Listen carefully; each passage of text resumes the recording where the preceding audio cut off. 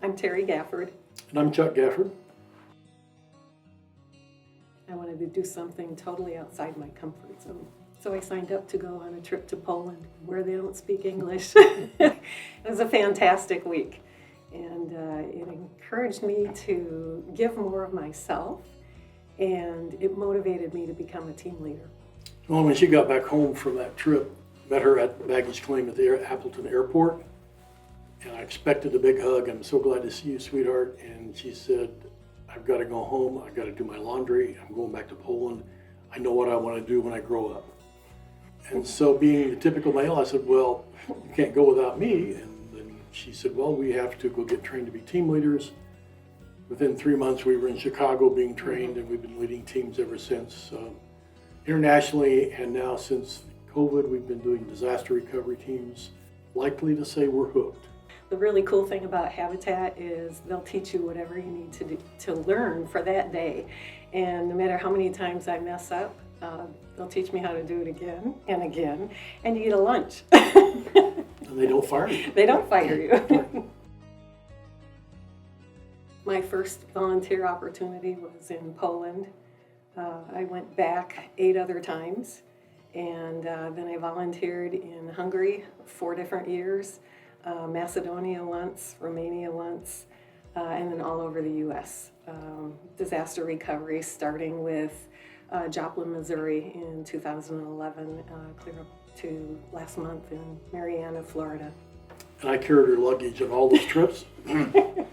So pretty much we've decided, especially after our experience with Habitat, that home is where your heart is, and the heart is in the home you've helped build. So we've been able to, as long as you've got a suitcase and we can figure out a way to speak to the locals, we're going to survive. But it's so fun to learn culture from Habitat families. Absolutely. Because you're so more interlaced with what's going on because of your relationship with them. We were in Hungary working on demoing a building that was going to be converted into a location for mothers with children that didn't have any place to live. Right. And so we took 2 or 3 team members with us on one day of that week and demoed with sledgehammers and dug out with shovels. And toward the end of the day, the gentleman who was supervising us, whose name is Bogdan, this big stout Hungarian, pointed to me and told me to follow him. And so I followed him out the front door of this building, across the next block, into another building. Now no one knows where I am. Down the stairs into the basement, round the boiler, and there's where Bogdan and his family lived, in the basement. We went back around behind the boiler, came back with a bottle of incredibly old whiskey, gave it to me as a token of his appreciation, and hugged me like I was a long-lost friend. Brought that back, and I was so touched. By the time I got back to where we were working, I finally got my eyes dried. And so that kind of experience with locals gets you really into the culture. Just that little token of a day's worth of work meant that much to him. They took a prized possession and gave it to us. Oh my gosh, it's made us so much stronger. Absolutely. I always want to be at his side doing whatever. I'll hold a nail, I'll hold the screwdriver, I'll change the battery. But She's an intense supervisor, I must add. Not really. I'm not really sure how to say it other than if we can't do it together, it wouldn't be the same. The fact that we can together help someone else achieve home ownership, a comfortable, safe place, affordable place to live. We both grew up in situations where we knew how important home was. And so when we experienced this with Habitat, and as we drive across the Fox Cities, in fact this morning on the way here, drywall in that house, siding on that house, dry core in that house, right. Shed on that pulled a house. muscle in this house, blisters from this house, and it brings a smile to our faces every time. So when we can't do this anymore physically, I can see us in the nursing home in 2 wheelchairs just saying, hey, do you remember when? And the staff won't believe us, will No, they? they won't. My favorite part about volunteering is being able to help somebody. It's that interaction with the homeowners and thinking of listening to two homeowners who live side by side now over on Meade Street and hearing them talk about, since they've taken the classes here at Habitat, that they're now thinking about how much they're saving for retirement and how they're working on their health benefits. Two homeowners across the yard from each other. I'm putting up soffit, and they're talking about things they've learned here, not from building, but from attending classes that makes them ready to be good homeowners. And they were from different cultures. Yes, totally different cultures, yeah. They're doing well. Beautiful homes, still working great, and we drive by it and call them by name every time we go by there.